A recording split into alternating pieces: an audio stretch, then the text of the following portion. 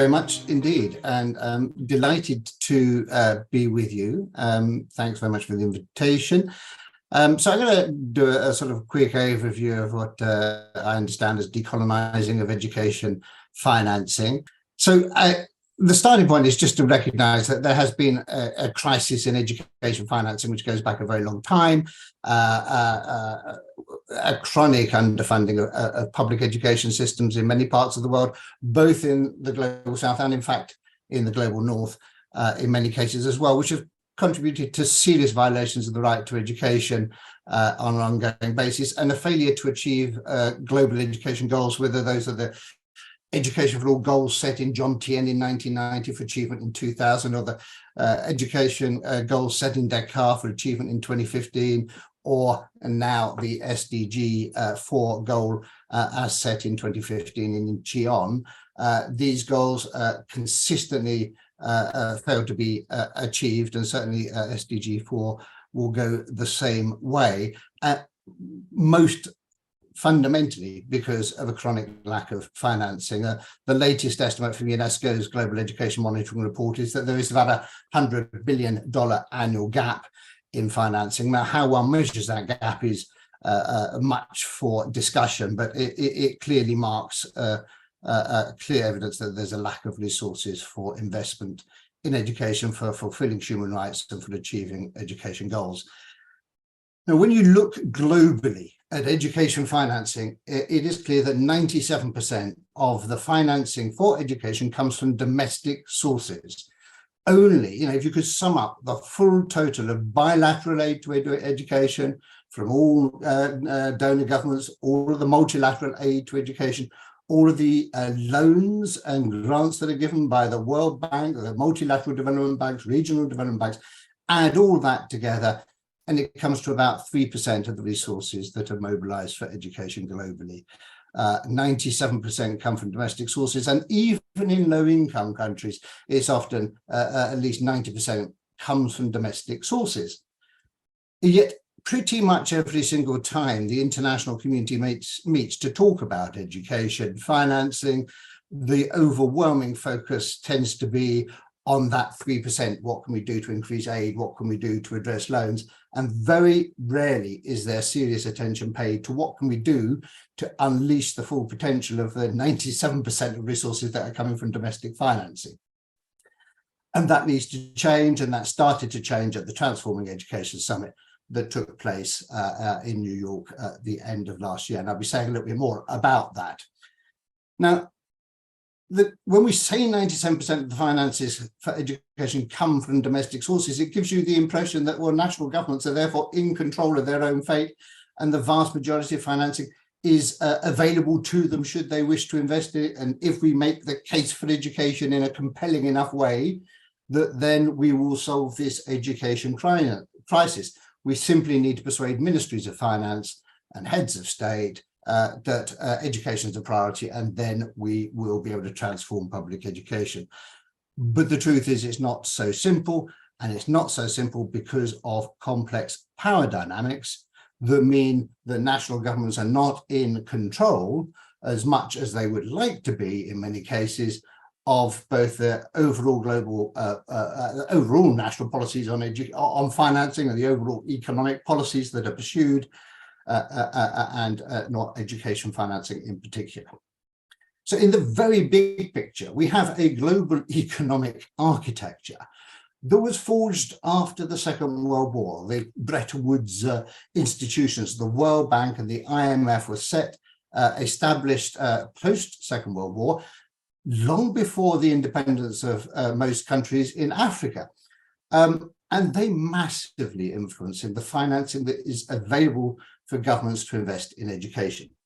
How do they do this? Well, the IMF conducts in every country in the world 6 monthly assessments of the economic health of the country. I mean, they make projections, they make recommendations about what the government should do differently. And the vast majority, these recommendations made for every country every 6 months. Rich countries tend to ignore the policy advice, but lower income countries, middle income countries often have very little choice but to accept the advice, because if they deviate from that advice, then they will be treated as a pariah state, or they will find it difficult to attract foreign direct investment in their economies. So the policy advice of the International Monetary Fund ends up as being very coercive on lower income countries. And the policy advice that the IMF offer is fundamentally unchanged for very many years, for over 4 decades. We often, whether it's between the IMF and the World Bank, many of you will have heard about the structural adjustment programs of the 1980s, and we all think, oh, those were terrible days. There were coercive policies that squeezed public financing under structural adjustment. The truth is that despite some very significant shifts in rhetoric, in the language that is used globally, in practice, the policy advice that is offered by the IMF at country level is pretty much unchanged from that time. And certainly any country which has got any level of debt distress or have any challenges with debt ends up having to follow that advice.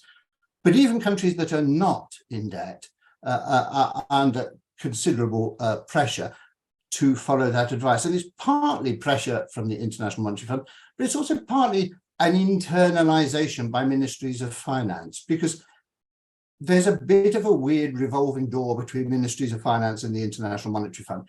Most people who get jobs in senior jobs in ministries of finance have previously worked at the World Bank or the IMF. It's one of the best career paths into a ministry of finance. And many of those people in ministries of finance see their future career projections as being in those global institutions. So there's a bit of a common mindset that forms between these institutions. And the dominant policy advice that comes through the IMF is to hold down public spending. If you've got a deficit, if you've got any economic challenges, you need to hold down, pursue austerity policies. And that is still, you know, in one of our reports a couple of years ago, we talked about the cult of austerity. Because if you look at economists out in the world, academic economists, there's a whole range of views of alternative propositions, different ways of thinking. But within the IMF, within the World Bank, and within ministries of finance, there's this sort of cultish behavior and attachment that believes, and it's a belief system, that somehow austerity is the only path. And this has serious consequences for education, because education in most countries is the single largest item on the government budget, often around 20%. I mean, that's the international benchmark, which is widely quoted and recommended, that countries should spend 20% of national budgets on education. And any country which is getting close to that is probably spending more on education than it is on anything else. So if you're told you've got to squeeze overall spending, very difficult to achieve that if you don't squeeze spending on the single largest item of expenditure, which is education. But the policy advice from the International Monetary Fund is often even more precise. And particularly the policy, which is probably the most widely default policy recommendation of the IMF, is around public sector wage bills, to recommend cuts or freezes to public sector wage bills in order to hold down overall spending. This has particularly severe impacts on education, because teachers are the single largest group on the public sector wage bill. The second largest group tend to be health workers, nurses and doctors and midwives. But the largest single group on most public sector wage bills are teachers. And if the IMF is advising to freeze or cut public sector wage bills, you're pretty much unable to achieve that unless you cut or freeze spending on teachers. Even if you have a desperate shortage of teachers, you're often unable to spend more on teachers and therefore can't employ more teachers. And even if teachers are chronically underpaid, you can't pay teachers more. Education and teachers become the easiest way for ministries of finance to balance the book by holding down spending, holding down recruitment, holding down teacher pay. That's hugely significant for education spending overall, because teachers make up at least 75% and often 95% of the education budget. So if you're squeezed in what you can do with spending on teachers, it's actually quite difficult to expand education spending as a whole. There's a whole, I mean, in our latest research, we showed that 78% of countries had been coercively advised by the IMF to cut off these public sector wage bills, often for over 5 years, despite the fact that the IMF routinely says they only ever use these policies on a short-term basis. And in challenging this, every single, what we managed to show in the research was that every country was forced to cut the percentage of GDP spent on the wage bill below the global average and below the regional average for the region in which their country was based. There is not an evidence base that the IMF can point to for the logic of what percentage of GDP should be spent on education on the wage bill, but the default policy advice is always to cut it. There is a whole range of other areas where the IMF and World Bank policy advice has an impact on education, and their overwhelming obsession with creating a conducive business environment for investment and for businesses often really means opening up countries for to play a sort of role in the global economy, encouraging privatization, public-private partnerships, but particularly benefiting multinational companies, and often even on their own terms of wanting to create a thriving private sector. You find that the policies that have been pursued so benefit multinational capital and multinational companies that the small and medium-sized companies and the private sector at a national level is actively damaged in the process. But the obsession with privatization and PPPs, public-private partnerships, which drives also the World Bank and the IMF advice, has implications for education. It means that a lot of the support, the financing that is available for support to education is conditional on pursuing a certain ideological agenda of privatization. Now, if you look at the power dynamics of the IMF as a whole, if you want to change anything in the global policy advice of the International Monetary Fund, you need an 85% majority vote on the board. It just so happens that the US government has over 15% of the vote on the board based on the quota of contributions that they make to the IMF. And that means that nothing can change in terms of fundamental policies at the IMF without a US consent. The US government is the only government which effectively has a veto on policy changes at the IMF. All of these voting rules at the IMF, the way in which decisions are reached in these institutions at the IMF, were set after the Second World War, before most countries in Africa were independent. And they are a legacy of the colonial era. They are perpetuating a sort of shape of a global economy which was set during the colonial era, and it sort of continues to shape and actually control economies in many low and middle-income countries. And the impact of that, in one way or another, is to squeeze education financing. And even in higher income countries, I think this mindset, this cult of austerity, this belief that there's only one solution, if you've got any challenges, hold down public spending, squeeze the public sector, is still a mindset which is also pretty much present in many high income countries. So that's to do with the sort of wider global policies around economic policy advice that the countries are pushed into following.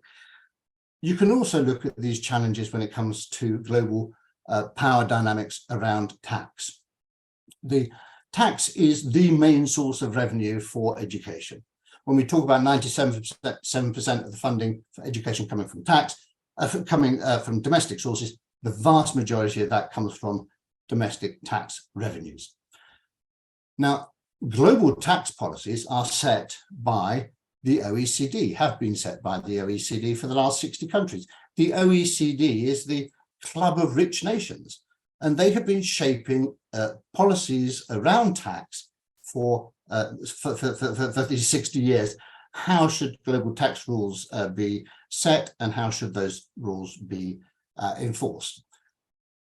And one of the consequences of the present set of global tax rules is that they effectively facilitate an extraction of vast sums of money, leaving low and middle income countries and ending up sitting idle in tax havens. The biggest, wealthiest companies, multinational companies, use a whole set of creative ways of managing their financing. Transfer pricing is one of the most common. I won't go into all of the technical details, but basically, if you're a multinational company, you can extract any profit that you make in a low-income country, avoid paying tax on it, and end up putting that money into a tax haven. In fact, one example we did expose the training workshops run by Barclays Bank and Standard Chartered Bank, which told companies how do you invest. A multinational company, you want to invest in Africa, this is how you do it. You set up a shell company in Mauritius, you just need one person or even just a paper account in Mauritius. You loan from that to your company in Africa, let's say Mozambique, and you charge huge interest rates on that loan. And so when a company in Mozambique makes huge profits, first thing it has to do with its profits is repay the loan. The money ends up in Mauritius. No money ends up being taxed in Mozambique, and all the profit ends up in a tax haven like Mauritius. This is effectively a systematic plunder of resources that should be taxed, ending up in tax havens. I mean, low and middle income countries are faced with this situation where the wealthiest companies and the wealthiest individuals are effectively not paying tax. And how do you build a public services in general, or public education system in particular, if you do not have the wealthiest companies and individuals making a fair contribution? The illicit financial flows out of Africa in particular are alarming. There was a Becky panel which tracked the flow of resources, at least $50 billion a year leaving Africa in illicit financial flows, probably double that now. That massively is massively greater than the money that goes into Africa in aid. So these are fundamental and really quite serious challenges. But beyond the global rules, there's also the question of domestic tax policies. Now, most low-income countries have an average, what is called a tax to GDP ratio of about 16%. Middle-income countries are often nearer 25, 30%. High-income countries, about 40% tax to GDP ratio. Scandinavian countries with the best public services in the world, where nobody ever complains about paying more tax, often around 45% tax to GDP ratio. And people don't complain about paying tax when they get good quality services and exchange. The countries with the biggest education challenges in the world, Pakistan and Nigeria, end up with actually have the lowest tax to GDP ratios, under 10%. There is a really important piece of work done by the Global Policy Unit at the International Monetary Fund, which said, how are we going to finance the Sustainable Development Goals? Well, there's one simple answer, they say. There's a simple answer. Low-income countries with a 16% tax to GDP ratio could quite easily raise that ratio to 21%. So from 16% to 21%, that's a reasonably achievable thing over the next 5 years, or certainly by 2030, most countries could do that. And any country that achieved that would be in a position to double their spending, literally double their spending on education and on health. This was the Global Fiscal Affairs Unit leading staff in the International Monetary Fund globally, making this clear recommendation. Then you look at the policy advice that the International Monetary Fund gives at country level in practice, and they never reference it. There's no references to using tax policies in order to finance development. Whenever the IMF does give policy advice to countries, their advice tends to be to support regressive taxes like value-added tax that pass the burden onto the poorest individuals in society, and do not create a more progressive taxes that would challenge the wealth or incomes or property of the wealthiest individual. So there's a really serious problem around tax as well as global economic policy, really big problems around how tax, and this profoundly affects the financing available for education, probably the single thing that most profoundly affects financing for education. And then we come to aid and the power dynamics around aid. Many years ago, many of you will remember there was this aid effectiveness sort of conference in Paris. It was followed in Accra and Busan, and a set of great principles laid out for how to ensure that aid was more effective and that it would be harmonized behind government plans, and lots of positive ideas about how to avoid the situation where governments had to report to multiple donors for lots of bits and pieces of money. Let's all harmonize and align our efforts.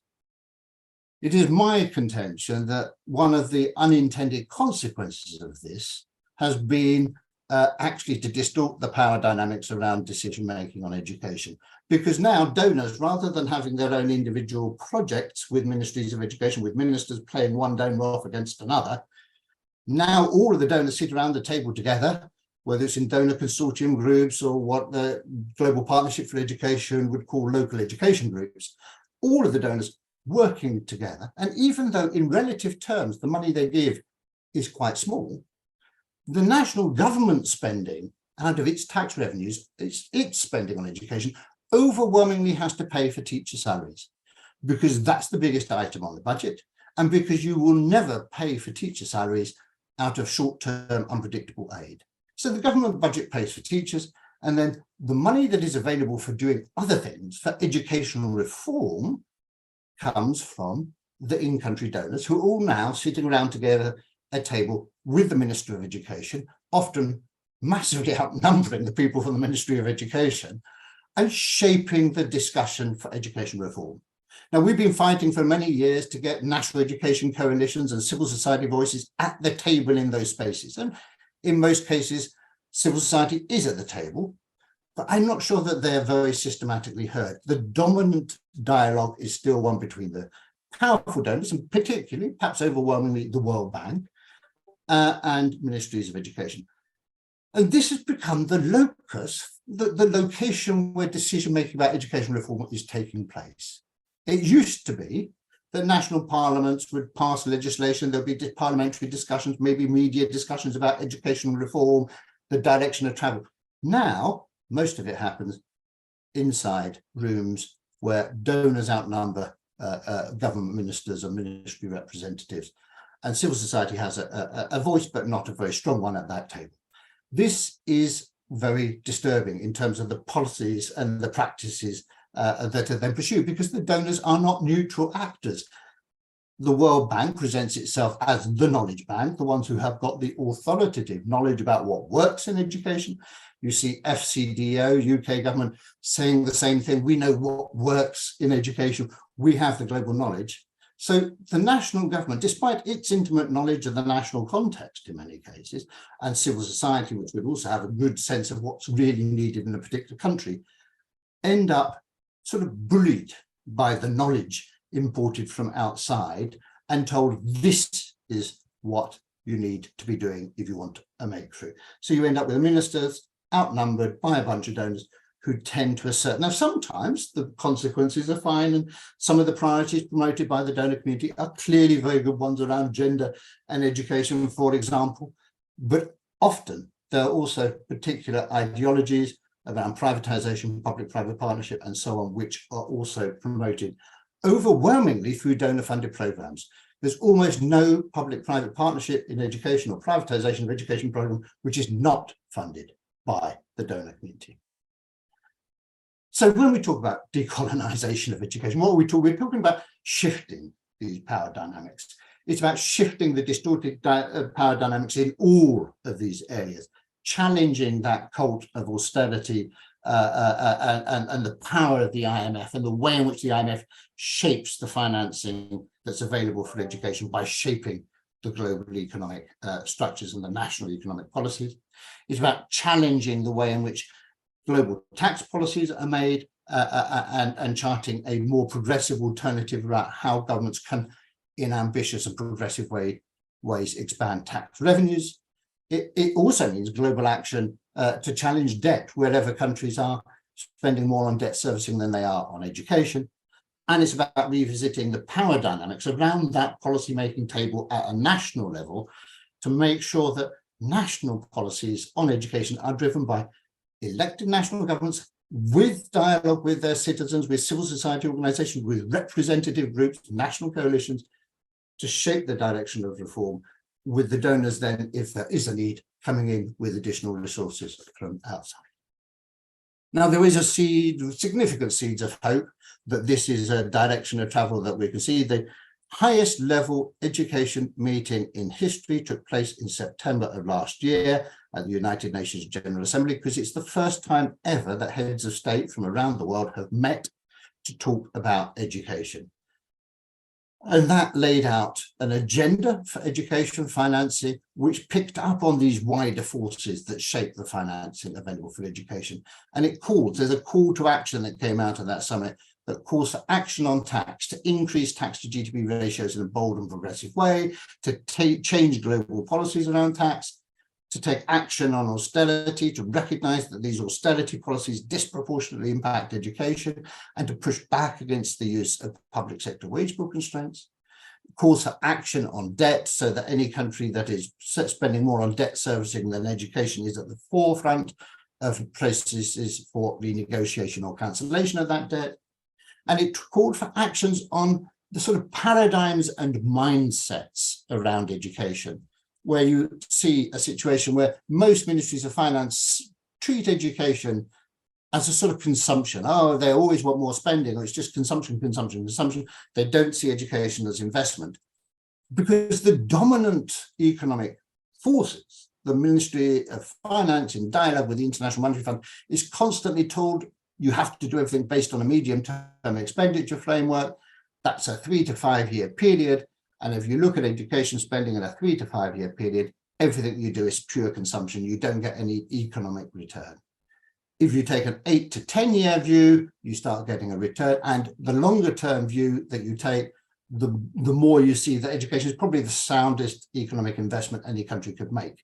But governments can't make those investments. They can't factor in the return to investment in education, because the dominant models are also caught up in short-term thinking and short-term policy cycles. The Transforming Education Summit also sort of reinforced and put on the global agenda for the first time explicitly this 4S agenda, that if we're serious about making breakthroughs on education financing, we need to increase the share of the budget spent on education. Any country spending less than 20% should be spending more on as a share of the national budget. But we have to look at the size of the government budget overall, because a 20% share of a small pie is a small amount. So let's get serious about talking about the size of the pie, talk about the policies of tax, debt, austerity. Let's create a larger pie overall, because education will be the biggest single beneficiary from those actions, because education takes the largest single share of the budget. Let's also recognize that it's about how sensitively governments allocate that budget, and whether or not that money is scrutinized in practice, and whether it arrives, whether there's independent budget tracking. All of these things are needed: the share, the size, the sensitivity, and the scrutiny. All 4 S's are essential if we're going to make a breakthrough on education financing. But the bit which almost no one has talked about historically is the size of the government budget, and yet the size is what shapes the financing available for education. And that's where so many of the distorted power dynamics come in. There are other seeds of hope, and not least, the UN General Assembly, you'll be pleased to hear, at the end of last year, actually voted for the first time in history, as a result of ministries of finance across Africa calling for action. The UN voted to take tax policy making away from the OECD into a UN representative body. That's a massive breakthrough, and it was driven by coordinated action by ministers of finance in Africa. That is an example of the sort of coordinated action that we need to see to push back against these sort of neo-colonial power dynamics. I want to say one last word on the climate crisis, because we often think in very fragmented ways. Oh, climate crisis, that's over here. And a piece of work which we did earlier this month showed that the top third countries that are vulnerable to the climate crisis are also at significant risk of a debt crisis. And in fact, the debt crisis, not only does it undermine investment in education, it also forces countries into a set of behaviors that accelerate the climate crisis. Because if you're in debt, you have to earn dollars. If you're going to earn dollars, you invest in extractive industries, fossil fuels, industrial agriculture, palm oil, soybeans, the sorts of things that are known to accelerate the climate crisis. So if we're serious in pushing back against some of these distorted power dynamics, we need the education movements to link with other movements. We certainly need to link with other public service movements, health movements, water, agriculture, transport, energy. They need a bigger mindset shift about the role of the public sector as a whole. But we also need to link with the economic justice movements, the tax justice movement, debt justice movements, and we need to link with the climate justice movements, because this rethinking about what is the sort of nature of society and the role of public education in the coming years is going to be determined by a combination of all of these things. So I'm delighted that the Global Action Week for Education this year is on decolonising the financing of education.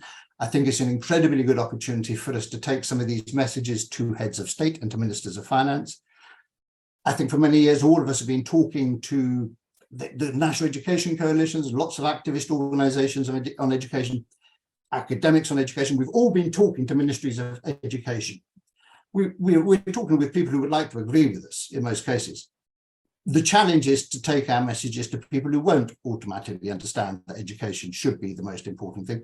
We need to win that argument with ministries of finance and with international institutions who don't understand that case for education and whose policies are actually in contradiction with making a breakthrough in education.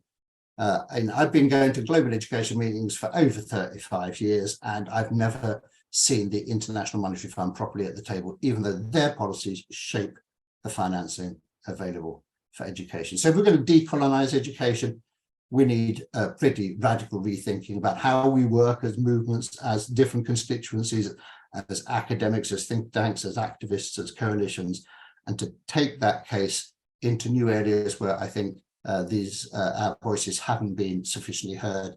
And we need to be thinking about the distorted power dynamics that are affecting decision-making on education at every level. And I'll leave it there. Thank you so much for that, David. That was really interesting content and also a very, very strong and deep call for action there. I think you're talking to the right audience here. So in terms of timing, we have some time for a Q&A with David. You have him in front of you. Let's not waste that opportunity. We have two in there right now, which we'll address while more of you are putting your questions in there. So the first one from Ula was talking about the World Bank recommendations for years to African countries not to develop higher education. What would you say, David, about some of those very damaging recommendations that have come through, and how is that being changed? Oh, I think you're on mute, David, sorry. Yeah, no, it's fundamentally problematic. And this is always the argument, oh, well, look, there's not enough money for education as a whole. If you're going to have more money for basic education, you have to take higher education.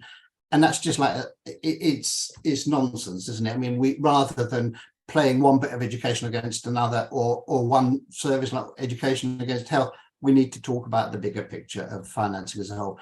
I can't see how you can build a coherent education system which sacrifices higher education. You just can't do it.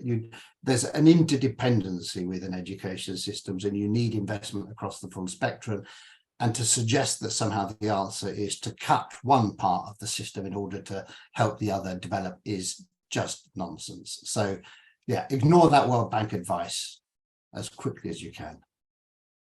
Thank you. And then a pragmatic request here for some advice on where you think NGOs from Switzerland, Europe, North America, where most of our audience is sitting, could make a change. Are there any specific channels that you can think of for advocacy and influence? I do think it makes a difference the more that we raise our voices as an education movement with the International Monetary Fund. And we can do that through most of the European, because the overwhelming decision-making body at the IMF is the executive board, and there are executive directors in some individual countries or representing multiple countries in some cases. Having them come under pressure from education movements with the clear message that your policies and your practices are undermining investment in education is something the IMF really don't want to hear. The IMF constantly say, we have nothing to do with education. It's nothing to do with us. We just deal with macroeconomies. And it's clearly, the evidence is so clear now that their policies are shaping and influencing education. and health, it was worth saying, and yet they're in complete denial of that. So showing those contradictions and bringing that evidence to bear and putting pressure on executive directors who like to think that they're doing the right thing, but who are in denial about the consequences of those wider macroeconomic decisions and the impact on education. I think it's really important that we do that. I think putting pressure on national governments as well, on aid. One of my favourite examples is, as education actors, we should be arguing for a greater share of net aid budgets to go to education. In fact, for the first time ever, the Transforming Education Summit introduced the idea that national bilateral aid programs should be dedicating 20%, 15 to 20% of their budgets to education.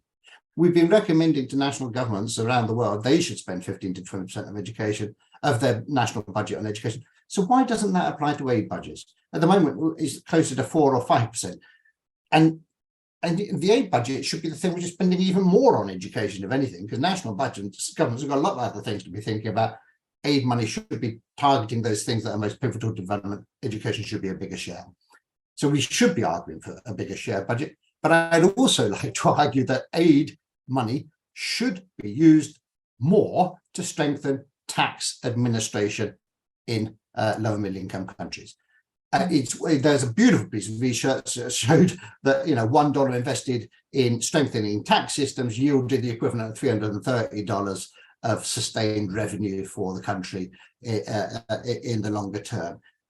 If you were serious about the sustainability of aid, you would use more of your aid money to strengthen the capacity of governments to raise their own revenue through fair and progressive tax systems. At the moment, you look globally at aid to tax reform, less than 0.1% of global aid is spent on strengthening tax systems. It's as if no one wants to see a sustainability of aid. It's as if we don't really want governments to drive their own agenda by having their own national sustainable revenue in order to finance their own public services. It's as if we quite like the continued dependency or apparent dependency on aid, and that is so contradictory. We need to expose that.